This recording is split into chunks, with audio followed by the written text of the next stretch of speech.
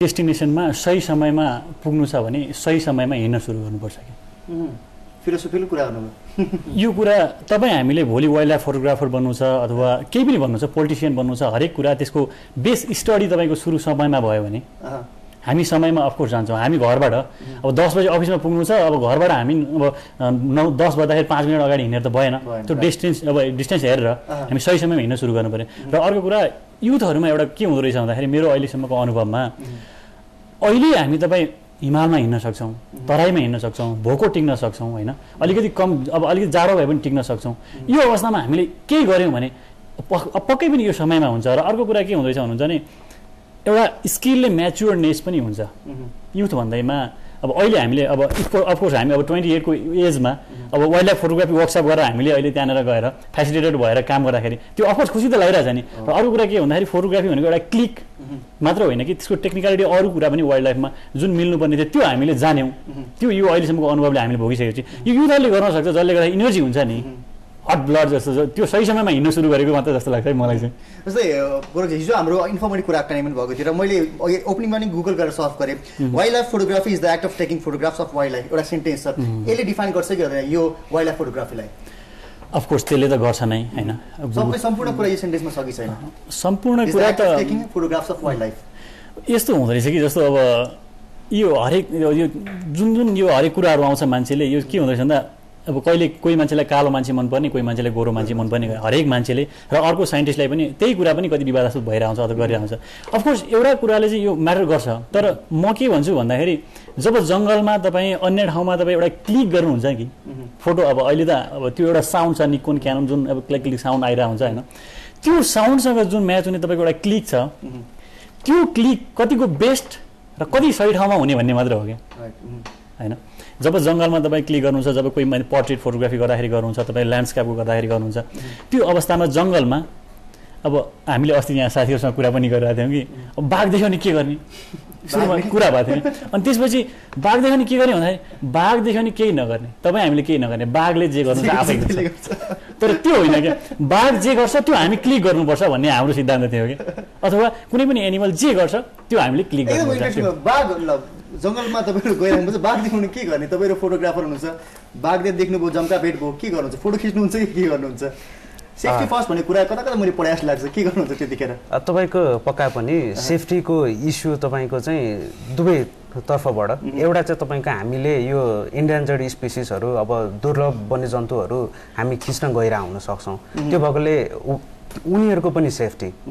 हामीले चाहिँ उहाँहरूको आफ्नै वासस्थानमा गएर उहाँहरूलाई खिच्न हामीले प्रयास गरेपछि उहाँहरूलाई चाहिँ हामीले डिस्टर्ब गर्नु भएन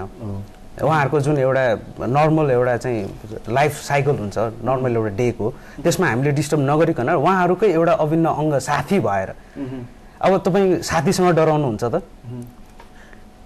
हो तपाईँले त्यो बनाउन सक्नुभयो भने त्यो बनाउन सक्नुपर्छ अनि मात्र वाइल्ड लाइफ फोटोग्राफी सम्भव छ तपाईँले बाघ देखेर तपाईँ डराउने होइन अब अफकोर्स डर बाघ देखेर कसलाई नलाग्ला र तर तपाईँको त्यही मोमेन्ट क्याच गर्ने नै मान्छे चाहिँ वाइल्ड लाइफ फोटोग्राफीमा जान सक्छ त्यही भनेर हामीले वर्कसप गरिरहेको कि मैले अघि पनि भने तपाईँको हामी एज अ फोटोग्राफर मात्र बन्ने एउटा कोसिस नभइकन अथवा अरूलाई बनाउने कोसिस नभइकन एउटा कन्जर्भेसनको कुरा पनि गरेँ नि मैले जुन अब हाम्रो दिपेनजीले भन्नुभयो एउटा बाघसँग अथवा भनौँ वाइल्ड लाइफसँग हामी घुलमिल हुनको लागि जुन हाम्रो एउटा प्रयास भइरहेको हुन्छ नि त्यो त एउटा ठिक छ उनीहरूको एउटा ह्याबिट चाहिँ हामीले बुझ्ने कुरा त्यो आफ्नो ठाउँमा छ होइन तर पनि हामीले गर्न सक्ने के हो भने नेपालमा पनि अब झन्डै बाघको सङ्ख्या अब वर्षेनी घट्दो छ होइन अब त्यो सङ्ख्यालाई हामीले फोटोग्राफीको रूपबाट पनि कसरी कन्जर्भेसन गर्न सकिन्छ भनेर एउटा त्यो इस्यु त्यो पनि हो हाम्रो होइन अब जस्तै बाघको कुरा अब फर्स्ट सेफ्टीको कुरा त अब छँदैछ जस्तै अब जस्तै हेर्ने मैले यहीँ रोकेँ जस्तै तपाईँहरूको एउटा प्यासनै हो होइन गएर वाइल्ड लाइफ फोटोग्राफी गर्ने होइन जस्तै बेसिकली कार्निभरसको एनिमल्सको कुरा गर्दाखेरि उनीहरूसँग भेट्दाखेरि डर भन्ने कुरा हुन्छ कि हुँदैन तपाईँहरूलाई त्यो बुझ्नु खोजेको मैले डर भन्ने कुरा बाघ देखियो लाइन देखियो होइन अनि उसले त अट्याक गर्यो भने त हाम्रो त ज्यान जान सक्छ त्यो लागि डर हुँदैन तपाईँहरूलाई डर भन्ने कुरा त अब कसलाई हुँदैन अब म एड गरिदिनु अलिकति यो डर भने हामीले वर्कसप किन गरिरहेको भन्नुहुन्छ भने त्योसँग फ्यामिलियर कसरी हुने क्या त्योसँग सबैभन्दा नजिक जाने माध्यमहरू के छ हामीले त्यही सर्च गर्ने हो क्या बाघसँग डराएर हामी 5 किलोमिटर पर भाग्यो भने हाम्रो फोटोग्राफी सम्भव छैन दूरबीनले खिच्नुपर्छ त्यो भएर हामीले भनेको के भन्दा हामीसँग इक्विपमेन्टहरू जे जति हुन्छ अब 300 mm होला तपाईँ त्योभन्दा 500 mm होला हामीसँग जुन लेन्सहरू जुन ट्राइपोडहरू जसरी हामी बसिरहेको हुन्छौँ बाघसँग फ्यामिलियर कसरी हुने त्यसको सबैभन्दा नजिक सुरक्षित कसरी बस्न सक्छौँ त हामी त्यो उपायहरू हामी अलरेडी अपनाउँछौँ त्यो कुरा सिकाउँछौँ उपाय भन्दा जस्तै बाघसँग बाघ एउटा एज एन एक्जाम्पल होइन जम्का भेट भयो अब के गर्नु तपाईँ wild life passionate wild life photographer हुनुहुन्छ ठ्याक्क भेट भयो अब के गर्ने फोटो नि खिच्नु पर्यो ज्यान पनि जोगाउनु पर्यो कसरी गर्ने अब अहिले यस्तो सुरुमै अब एउटा जम्का भेटकै सिक्वेन्सबाट हामी सुरु नगरौँ किनभने मान्छे सबै डराउला हामी के होला होइन बाघ आयो बाघ अब आउँदैछ हामीले के हुन्छ भन्दा हरेक ठाउँमा बाघ तपाईँ कम्तीमा पनि 1 किलोमिटर आसपासमा बाघ गनाउन थाल्छ किनकि ऊ जहिले नि त्यो शिकार खाने शिकार जतिखेर गर्छ त्यो गएर पानीको किनार नजिकै गएर बाघले त्यो शिकारको मासु खाइरहेको हुन्छ र उसले सकभर पानी र त्यो दुईटैलाई सँगसँगै राखिरहेको हुन्छ जसले गर्दा त्यसको जिउ 1 किलोमिटर टाढा तपाईँ अफकोर्स तपाईँलाई के गनायो तपाईँलाई थाहा छैन भने के गनायो भन्नुहुन्छ यदि थाहा छ भने यो बाघ गनायो भन्नुहुन्छ क्या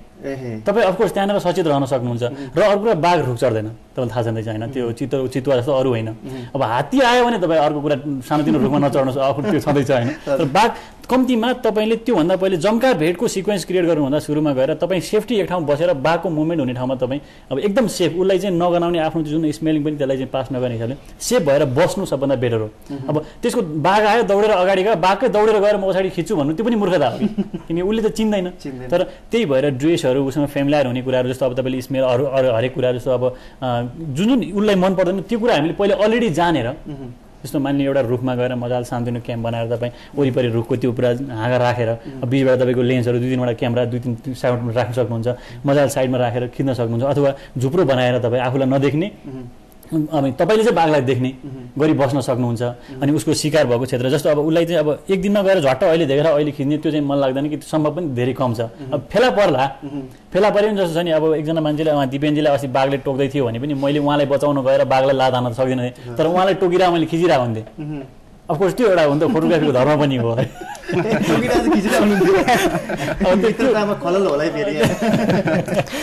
त्यो कुरा चाहिँ आउँदो रहेछ त्यहाँनिर उहाँले भन्न खोज्नु भएको कुरामा तपाईँको त्यही हामीले वाइल्ड लाइफ फोटोग्राफी गर्ने भनिसकेपछि यसमा एउटा सर्टेन लेभल अफ सिरियसनेस छ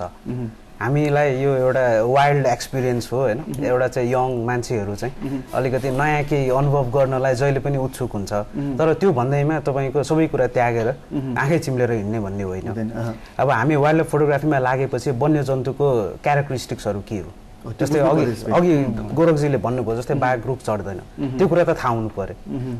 त्यसपछि हामी अच्छा नजिकै कुनै रुख छ भने हामी त्यसमा चाहिँ चढेर हामीले ज्यान जोगाउन सक्छौँ त्यस्तो केही केस आएको खण्डमा भन्ने भयो अर्को भनेको तपाईँको हामीले त्यहाँनिर हाम्रो प्रेजेन्स चाहिँ तपाईँको फिल हुन दिनु भएन भन्नाले हामीले लाउने कपडादेखि लिएर हामीले त्यो अब डियोड्रेन्टहरू पर्फ्युमहरू लाएर जङ्गलमा जाने होइन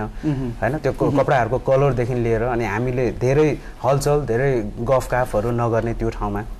र अब स्पेसिफिकली यो बाघहरू आउने भनेको ठाउँहरू हुन्छ जस्तै पानी खाने ठाउँहरू होइन अब त्यस्तो ठाउँहरू हुन्छ जहाँनिर चाहिँ हामीले अलिकति सेफ हेभन बनाएर जस्तै आभूषणजीहरूको त्यो राम्रो फोटो अहिले हामी हेर्छौँ पनि होला जहाँ चाहिँ उहाँहरूले पुरै टोपीभरि यताउता त्यो स्याउलाहरू हुन्छ नि हरियो राखेर उहाँहरू चाहिँ त्यहाँ अननोटिसेबल हुनुभएको थियो अनि हो त्यसरी चाहिँ हो हामीले गर्ने भनेको तैपनि अब कुनै दिन बाघसँगै झम्का भेट भयो भने त्यसपछि अरू अहिलेसम्म यस्तो बाघ भालुहरूसँग झम्का भेट त भएको छैन होइन जम्का भेटको स्थिति नै भएको छैन तपाईँहरू फोटो खिच्दाखेरि ट्रेलहरू गर्नुहुन्छ होला नि के गर्नुहुन्छ तयारीको लागि जस्तै जब वाइल्ड लाइफ फोटोग्राफीको लागि खिच्नको लागि जानुहुन्छ नि के कस्ता तयारी हुन्छ तपाईँहरूको तयारी भनेको मेनमा त कस्तो हुन्छ भने हामी फर्स्टमा के हुन्छ भने तपाईँको बाघको एउटा जस्ट बस्ने ठाउँ र पानी खाने ठाउँ फरक हुन्छ हजुर होइन जस्तै हामीले जस्तो फोटो खिच्नु छ भने बाघलाई कुरेर बस्नुपर्छ होइन बाघलाई खोज्दै जाने होइन कि हामी गएको ठाउँमा बाघ आउनु पर्यो होइन जम्का भेटको स्थिति चाहिँ कसरी सिर्जना हुनसक्छ भने हामी उसलाई खोज्दै गयौँ भने जम्का भेट हुनसक्छ होइन भने जस्तै हामी पनि अस्ति झन्डै 5 दिन बर्दिया बस्यो तर अब भनौँ होइन विडम्बनै भनौँ बाघ देखिएन होइन देख्नु राम्रै हुन्थ्यो होला तर हामी 5 दिन अवधिमा पनि अब बाघलाई कुरेरै बस्यो होइन अब यो स्थितिमा वाइल्ड लाइफसँग अलिकति अप्ठ्यारो स्थिति आउनसक्छ जो कि अब हामी उसलाई खोज्दै गयो भने होइन भने अब जस्तै बाघलाई त हामी पानी खाने ठाउँ कुर्नु पऱ्यो अथवा ऊ बस्ने ठाउँ कहाँ छ त्यसको नजिकै कुर्नु पऱ्यो अनि जस्तै अघि गोरखजीले भन्नुभयो जस्तो एउटा क्याम्प जस्तो बनाएर अथवा वरिपरि जार राखेर अब लेन्स राखेर त्यसरी खिच्नु पऱ्यो त्यो स्थिति भयो भने यो अलिकति अप्ठ्यारो स्थिति चाहिँ नआउन सक्छ। पेसेन्स त धेरै